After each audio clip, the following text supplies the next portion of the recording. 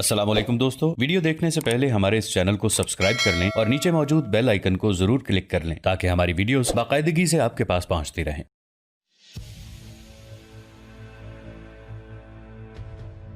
दूसरी तरफ जब सुल्तान अलाउद्दीन ख्वारज़म शाह को खबर हुई कि चंगेज खान ने एक और बहुत बड़ा लश्कर अपने दो बेटों अगदाई और चुगताई को देकर उसके मामू ऐनुल हक पर हमलावर होने के लिए अतरार शहर की तरफ रवाना किया है, तब सुल्तान अलाउद्दीन ने अपने बेहतरीन सालारों में से निजामुद्दीन और आरिज ज़ूनी को बुलाया। जब दोनों सालार सुल्तान के खेमे में दाखिल हुए, सुल्तान ने शानदार अंदाज में उन दोनों का इस्तकबाल किया, अपने सामने बैठने के लिए कहा। जब वो दोनों बैठ गए तब सुल्तान अलाउद्दीन ने बारी बारी निजामुद्दीन और आरिज ज़ूनी की तरफ देखा, फिर कहने लगा, मेरे दोनों अजीजों, तुम मेरे ऐसे सालार हो जिन पर मैं बद से बदतरीन हालात में भी एतमाद और भरोसा कर सकता हूँ। हमारे मुखबिर ये इत्तला दे चुके हैं कि चंगेज खान ने एक बहुत बड़ा लश्कर अपने दो बेटों अगदाई और चुगताई की कमानदारी में देकर ऐनुल हक पर हमला करने के लिए अतरार शहर की तरफ रवाना किया है। इस मौके पर मैं चाहता हूँ कि तुम दोनों एक लश्कर लेकर अतरार शहर की तरफ रवाना हो जाओ। तुम लोग अतरार शहर के बाहर से, जबकि शहर के अंदर से ऐनुल हक मंगोलों पर हमलावर होता रहेगा। इस तरह ये सिलसिला तूल पकड़ जाएगा। गो मंगोल अतरार का मुहासरा करने की कोशिश करेंगे, लेकिन अगर तुम दोनों मिलकर उनके साथ शब खून और अचानक हमलावर होने का खेल खेलना शुरू कर दो, जिनके तुम दोनों माहिर हो, तो मैं समझता हूँ दो कामों में से एक हमारे सामने आएगा। अव्वल ये कि मुहासरा बहुत तूल पकड़ जाएगा, और दूसरी ये तब्दीली भी आ सकती है कि मंगोल अतरार शहर का मुहासरा तर्क करके चले जाएं। तुम्हारी आमद से पहले मैंने उमर काफी के जिम्मे ये काम लगाया था कि वो लश्कर का वो हिस्सा अलहदा कर दे जो तुम दोनों यहाँ से लेकर रवाना हो गए। उमर काफी भी खुद लश्कर में शामिल होकर तुम दोनों के साथ जाना चाहता था, लेकिन मैं अपने साथ उसकी जरूरत महसूस करता हूँ, इसलिए मैंने उसे रोक लिया है। अब ये मामला मैं तुम दोनों पर छोड़ता हूँ कि तुम कब यहाँ से रवाना होना पसंद करोगे। सुल्तान अलाउद्दीन ख्वारज़म शाह जब खामोश हुआ तब निजामुद्दीन बोला और कहने लगा, सुल्तान मोहतरम, इसमें कोई सोचने की बात नहीं है। आने वाली शब को आधी रात के करीब हम दोनों लश्कर लेकर यहाँ से कूच कर जाएंगे। जिस तरह आपने कहा है उस पर अमल करने की कोशिश करेंगे। इसके साथ ही सुल्तान ने उन दोनों को जाने की इजाजत दे दी और इसी रात निजामुद्दीन और आरिज ज़ूनी एक लश्कर लेकर अतरार शहर की तरफ कूच कर गए थे। निजामुद्दीन और आरिज ज़ूनी अभी अतरार शहर से लगभग 20 मील दूर होंगे कि सुल्तान के फैलाए हुए मुखबिरों ने उन्हें इत्तला दी कि चंगेज खान के दोनों बेटे उगदाई खान और चुगताई अतरार शहर पहुंच चुके हैं और शहर की मशरक़ी समत उन्होंने अपने लश्कर के साथ पड़ाव कर लिया है। ये खबर मिलने के बाद निजामुद्दीन और आरिज ज़ूनी भी हरकत में आए। अपने लश्कर को उन्होंने एक कोहस्तानी सिलसिले के अंदर घात में बिठा दिया, फिर अपने एक मुखबिर को अतरार शहर की तरफ ऐनुल हक को पैगाम देने के लिए भेज दिया। चुनाचे वो पैगंबर आधी रात के करीब अतरार शहर की फसील के मगरबी दरवाजे के पास नमूदार हुआ और दरवाजे पर उसने हल्की सी दस्तक दी।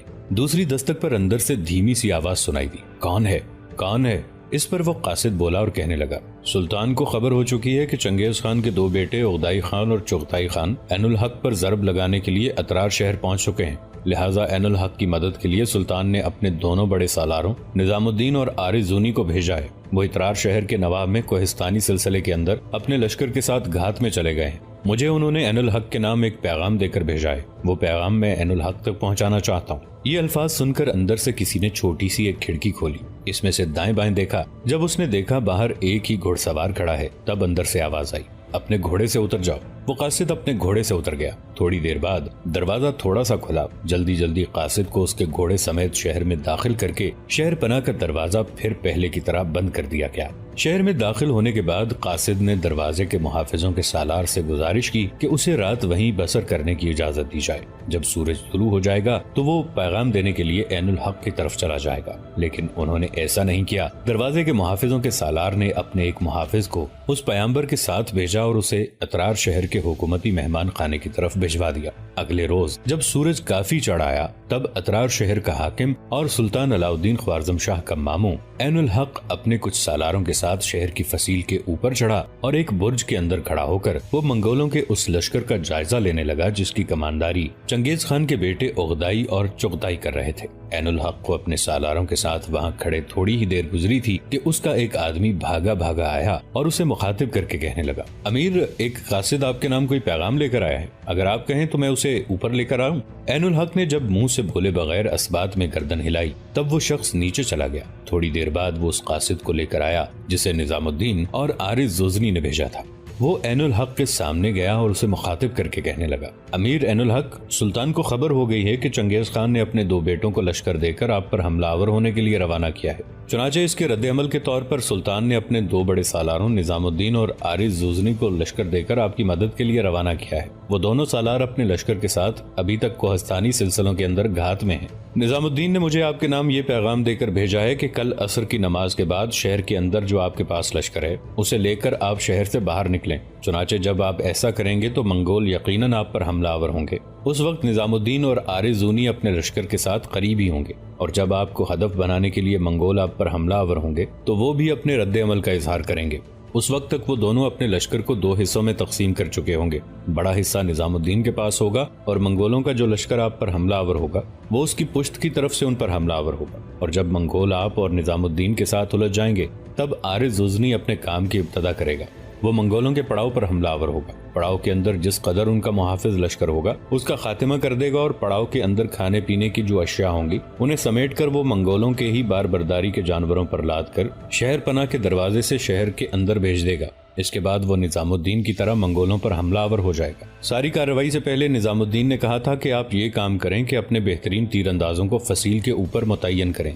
वो वहां लेट जाएंगे। जब मंगोलों के साथ टकराव खत्म करना होगा तब निजामुद्दीन फजाओं के अंदर तकबीरें बुलंद करेगा। तकबीरों की ये सदाएं इशारा होंगी कि अब पसपाई इख्तियार की जाए। मंगोलों पर हमलावर होकर उनके लश्कर की तादाद जो कम करना थी वो हो चुकी, लिहाजा आप भी पीछे हटेंगे। निजामुद्दीन और आरिज जुजनी भी पीछे हटेंगे। जब ऐसा होगा तब यकीनन मंगोल पीछा करेंगे। जब वो पीछा करेंगे तो फसील पर मुतय्यन तीरंदाज उन पर बारिश की तरह तीरंदाजी करेंगे। जब ऐसा होगा तब मंगोल ताक़ब तर्क कर देंगे, अपने पड़ाव की तरफ चले जाएंगे और आप निजामुद्दीन और आरिज जुजनी मुख्तलिफ दरवाजों से शहर में दाखिल होकर अपने आप को महफूज कर लेंगे। इस तरह यह सिलसिला जारी रहेगा। गाहे गाहे निजामुद्दीन और आरिज जुजनी शहर से बाहर निकलकर अचानक मंगोलों के लश्कर पर रात को शबखून मारेंगे। कभी उनके इधर उधर बिखरे दस्तों पर भी हमलावर होकर उन्हें नुकसान पहुंचाने की कोशिश करेंगे। मेरे ख्याल में जो पैगाम मुझे मिला है वो मैं आप तक पहुंचाने में कामयाब रहा हूं। जवाब में ऐनुल हक ने मुस्कुराते हुए जब असबात में गर्दन हिलाई तब वो पैगंबर पीछे हटने लगा। अचानक ऐनुल हक बोला और कहने लगा, आज की शब तुम हमारे यहाँ मेहमान हो गए। अगले रोज फजर की नमाज के बाद तुम शहर से निकलकर निजामुद्दीन की तरफ जाना। मेरी तरफ से उन दोनों का शुक्रिया अदा करना कि वो मेरी मदद को पहुंचे हैं और साथ ही उनसे ये भी कहना कि जो मनसूबाबंदी उन्होंने पेश की है उस पर बिल्कुल हर्फ बहर्फ अमल किया जाएगा। इसके साथ ही ऐनुल हक का एक लश्करी उसके कहने पर उस कासिद को अपने साथ ले गया। अगले रोज फजर की नमाज के बाद वो कासिद अतरार शहर से निकलकर निजामुद्दीन की तरफ चला गया और ऐनुल हक की तरफ से इत्मीनान दिला दिया था कि वो वैसा ही करेगा जैसा निजामुद्दीन चाह रहा है। चुनाचे उसी रोज असर के बाद ऐनुल हक अपने लश्कर के साथ शहर पनाह के जुनूबी दरवाजे से निकला और मंगोलों की तरफ बढ़ा। मंगोल बड़े खुश हुए कि ऐनुल हक खुले मैदानों में उनका मुकाबला करने के लिए निकला है। लिहाजा मंगोलों का लश्कर चोगताई खान और ओगदाई खान की सरकर्दगी में ऐनुल हक की तरफ लपका। वो थोड़ा ही आगे बढ़े होंगे कि अचानक शहर पनाह के शिमाली दरवाजों की तरफ से निजामुद्दीन अपने लश्कर के एक हिस्से के साथ नमूदार हुआ और वो मंगोलों की पुश्त पर कर्नों के फासलों को समेटती जहरीली हवाओं के थपेड़ों, कयामत खेज बेजारियों से सजी बर्क की अंधी बरहमी, रूह को जिस्मों से गुरेजा करते बारूद भरे शरारों, नादीदा बुलंदियों तक को लपेट देने वाले खाक उड़ाते अजाब भरे बगोलों, ज़हन फिक्र के सारे औताक बर्बाद कर देने वाले दुखों के हुजूम की तरह हमला आवर हो गया। मंगोल चाहते थे कि पलटकर निजामुद्दीन पर खूंखारी से हमलावर हों कि सामने की तरफ से ऐनुल हक भी हरकत में आया और वो मंगोलों पर खून में मर्ग की तलखी घोलते तुग़यानियों के चढ़ते मरहलों, शरियानों में नश्तर उतारते शिकस्त व रेख्त के सिलसिलों, जिस्म जान की सारी शादाबी छीनकर अनगिनत इकाइयों में तब्दील करती वीरान दलदलों की सुर्ख आंधियों और बरसते लपकते शोलों की तरह हमला आवर हो गया। इस तरह मंगोल दो तरफ से बुरी तरह उलझ कर रह गए। वो एक तरफ से निजामुद्दीन और दूसरी तरफ से ऐनुल हक के हमलावर होने से अपने आप को तकसीम करने की कोशिश कर रहे थे ताकि दो तरफा हमले को रोक सकें। आखिर मंगोलों ने अपने आप को संभाला। इसके बाद वो निजामुद्दीन और ऐनुल हक दोनों पर खूंखार जज्बों की सलीब खड़ी करती नफरतों के भड़कते अलाव, हवस के सुनसान रास्तों पर राहज़नों की अंधी खलिश, किस्बो रिया के आसेब ज़दा इरादों, वहशत आलूद आवारा परेशान परछाइयों, दश्त दर दश्त उठते कर्ब के तवील सिलसिलों की तरह हमलावर हुए। जिस वक्त मंगोल बुरी तरह निजामुद्दीन और ऐनुल हक के साथ उलझ गए थे तब अचानक एक तरफ से अपने हिस्से के लश्कर के साथ आरिज जुजनी नमूदार हुआ। उसने मंगोलों के पड़ाव का रुख किया। पड़ाव के अंदर मंगोलों का जो हिफाजती लश्कर था, आरिज जुजनी उस पर अक्ल की कजरवी, होशो हवास की गुमराही, कल्ब की तीरगी, लम्हों की शौरीदा बख्ती, आसाब के तशन्नुज, बेजहत आसमान तले दर्द की बंजर कहानियां और वहमों की प्यास खड़ी करती नफरत की खोलती जवाला की तरह हमला आवर हो गया। लम्हों के अंदर उसने मंगोलों के पड़ाव के हिफाजती लश्कर का काम तमाम कर दिया। फिर मंगोलों के पड़ाव में जो रसद का सामान था वो उसने मंगोलों के बारबरदारी के जानवरों पर लाद कर जानवरों को अतरार शहर की शहरपनाह के शिमाली दरवाजों की तरफ हंका दिया था। इस तरह उसके कुछ दस्ते मंगोलों के रसद के सामान को शहरपनाह के शिमाली दरवाजे से शहर में दाखिल करने लगे थे। इस तरह अतरार शहर के नवाह में आलाम के गहवारों की खलिश, सांसों की सुलगाहट, सीनों की वीरानियां, भूखी काली सरगर्दा आंधियां और अजियत भरी बेदारियां अपना आप दिखाने लगी थी। रज़्मगाह के अंदर भड़कती आग, वक्त की बेकल लहरें, इस्यां की आतिश, तेगों की बारिश, तीरों की यलगार, दिलों की जराहतें, क़ज़ा के खोलते जबर और अजियत के लम्हात अपना रंग जमाना शुरू हो गए थे। निजामुद्दीन ने जब अंदाजा लगाया कि उसका साथी आरिज जुजनी अपना काम मुकम्मल कर चुका है तो उसने जोर जोर से तकबीरें बुलंद की। तकबीरों का बुलंद होना था कि निजामुद्दीन खुद भी पीछे हटने लगा और दूसरी तरफ ऐनुल हक भी पसपा होने लगा था। इस मौके पर जब मंगोलों ने आगे बढ़कर उन पर हमलावर होकर उन्हें नुकसान पहुंचाने की कोशिश करना चाहिए, तब शहर की फसील के ऊपर से उन पर ऐसी तेज और मूसलाधार किस्म की तीरंदाजी की गई कि मंगोल रुक गए और इस तरह ऐनुल हक अपने हिस्से के लश्कर के साथ अतरार शहर के जुनूबी दरवाजे से निजामुद्दीन, आरिज जुजनी और ऐनुल हक एक रोज शहर पनाह की सीढ़ियों पर बैठे अपने आइंदा जंगी मंसूबे से मुताल्लिक गुफ्तगू कर रहे थे कि उनका छोटा सालार एक मुखबिर को लेकर आया और उसे उन तीनों के सामने ला खड़ा किया। इस मौके पर निजामुद्दीन ने कुछ देर उसका जायजा लिया, फिर कहने लगा, मेरे अजीज भाई, तू कहाँ से, किस सम से आया है? जवाब में वो मुखबिर बोला और कहने लगा, अमीर, मैं आपके लिए 2 खबरें लेकर आया हूँ। पहली ये कि सुल्तान को खबर हो चुकी है कि आपके हाथों चूंकि मंगोलों का सालार अरबोश खान मारा गया था, लिहाजा चंगेज खान तक ये बात पहुंच चुकी है कि अरबोश खान को कत्ल करने वाला सुल्तान अलाउद्दीन ख्वारज़म शाह का एक सालार निजामुद्दीन है। इस बिना पर मरने वाले अरबोश की चचाजाद बहन ओलून को एक लश्कर मुहैया किया गया है। उसके साथ अरबोश का भाई कराचा भी है, जो बेहतरीन जंगजू होने के साथ जंग का वसी तजुर्बा भी रखता है। वो भी ओलून का चचाजाद है। लिहाजा दोनों बहन भाई मिलकर निजामुद्दीन को तलाश करके और उसे कत्ल करके अरबोश का इंतकाम लेंगे। और इस सिलसिले में चंगेज खान ने उन्हें खासा बड़ा लश्कर भी मुहैया कर दिया है और इस लश्कर के साथ वो हरकत में आ चुके हैं। इस मामले को देखते हुए सुल्तान ने अपने सारे लश्कर के अलावा यहाँ भी पैगाम भिजवाया है कि निजामुद्दीन को आइंदा निजामुद्दीन के नाम से नहीं बल्कि कोशान खान के नाम से पुकारा जाए, ताकि मंगोल ना निजामुद्दीन को तलाश कर सकें और ना उसे नुकसान पहुंचा सकें। ये अल्फाज सुनकर निजामुद्दीन के चेहरे पर हल्का सा तबस्सुम नमूदार हुआ। कहने लगा, चलो ठीक है, निजामुद्दीन न सही, कोशान खान ही सही।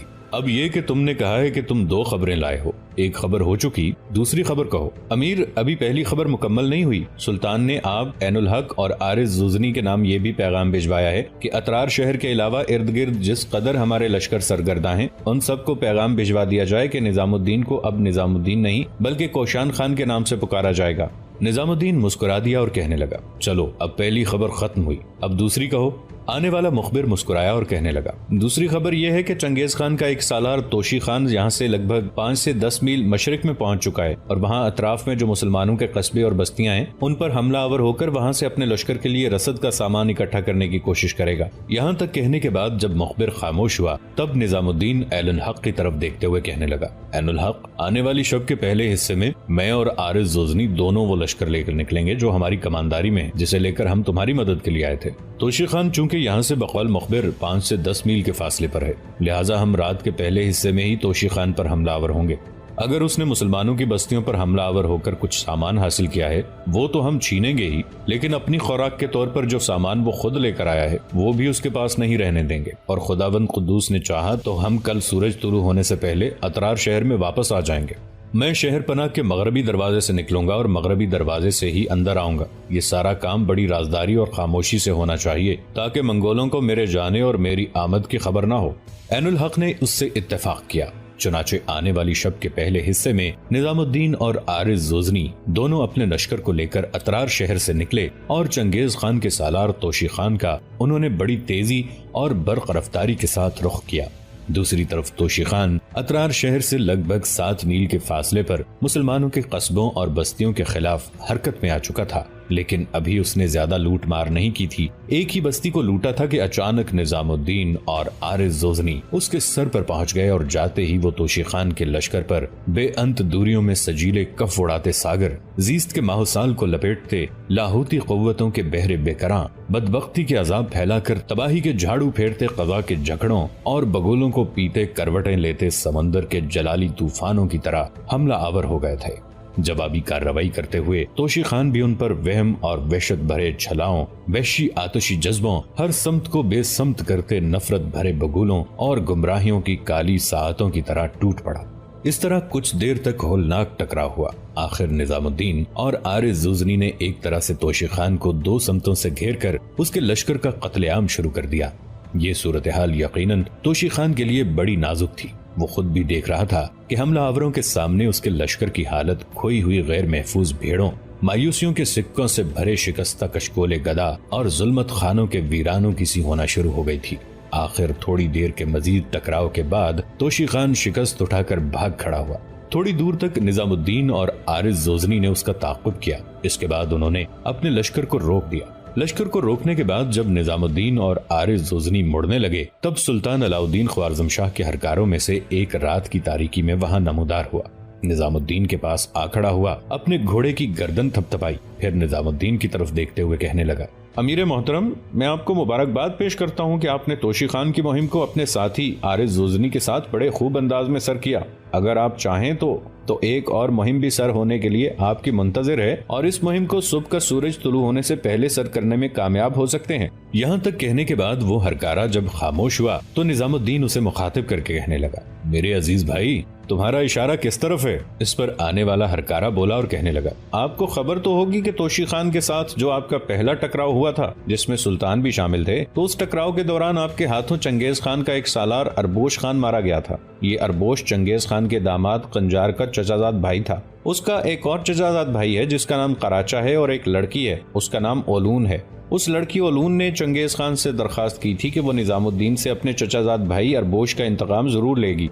उससे चंगेज खान ने भी इत्तफाक किया था, लिहाजा चंगेज खान ने उस लड़की को एक लश्कर मुहैया किया ताकि निजामुद्दीन से इंतकाम लिया जाए। ये लश्कर इंतहा दर्जे के खूंखार और तलवार का बेहतरीन तजर्बा रखने वाले मंगोलों पर मुश्तमिल है और इस लश्कर में ओलून नाम की लड़की के साथ चंगेज खान का एक बेहतरीन सालार कराचा भी शामिल है और ये कराचा भी ओलून का चचाजाद भाई है। यही ओलून नाम की लड़की एक लश्कर के साथ इस वक्त यहाँ से 5 मील शिमाल में है। शायद किसी ने उसे निशानदेही कर दी है कि निजामुद्दीन अतरार शहर के आसपास है। उसी लड़की की वजह से सुल्तान ने अपने लश्कर के अलावा आपकी तरफ भी पैगाम भेजा था कि लश्करी और साथी सालार आपको निजामुद्दीन की बजाय कोशान खान के नाम से पुकारा करें। यहाँ तक कहने के बाद वो हरकारा रुका और दोबारा निजामुद्दीन की तरफ देखते हुए कहने लगा, अमीर निजामुद्दीन, अगर आप इस मुहिम को सर करने का इरादा रखते हैं तो फिर मैं ओलून के लश्कर तक आपकी रहनुमाई कर सकता हूँ कि वो कहाँ है। उस हरकारे के इन अल्फाज पर निजामुद्दीन ने खुशी का इजहार किया था। फिर कहने लगा, मैं अभी और इसी वक्त तुम्हारे साथ मंगोलों के उस लश्कर पर हमलावर होने के लिए तैयार हूँ। अब चलो, किधर का रुख करते हो?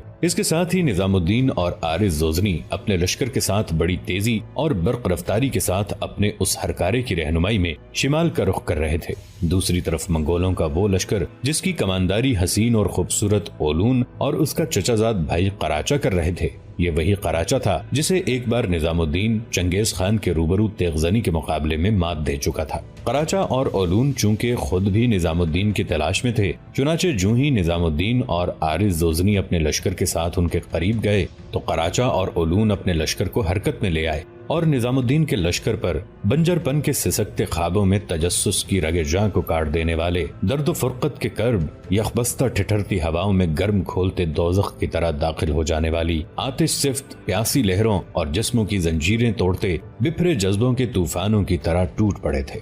निजामुद्दीन और आरिज़ जोज़नी ने पहले रगों में अमृत भरती सदाओं, एहसास के शऊर, ज़हनो दिल की तमाज़त, अफकार अमल की बसीरत में मोहब्बत की बारिश और गुनगुनाती आबशारों की तरह तकबीरें बुलंद की। इसके बाद कराचा और ओलून के लश्कर पर वो शोला बदन दास्तानों में मौत की आहटें खड़ी करते आग और मौत के खूनी खेल, टूटती सातों में बेजारी के जज्बों, नस्ली नफरत पर छा जाने वाले हलकोरे लेते कज़ा के मद्दोजर, मौत के कफन पहनाती जुनू फरोशी की कसक और शोरीदा रियाजत की तरह हमलावर हुए। इस तरह वीरानों के अंदर दोनों लश्करों के टकराने से रज़्मगाह के खौफनाक मंजर में अंधी दास्तानें, कज़ा की घनी तारीकियां, बरसों की तिश्नगी, अजाबों के खूनी लम्हे, मौत की तल्ख कहानियां रक्स गुना हो गई थी। दोस्तों, आज के लिए इतना ही। इसी कहानी की अगली किस्त के साथ बहुत जल्द हाजिर होंगे। नीचे कमेंट सेक्शन में अपनी राय का इजहार जरूर कीजिएगा। हमारे इस चैनल को सब्सक्राइब करके नीचे मौजूद बेल आइकन को भी जरूर क्लिक कीजिएगा। अगली मुलाकात तक के लिए हमारा और आपका अल्लाह निगहबान।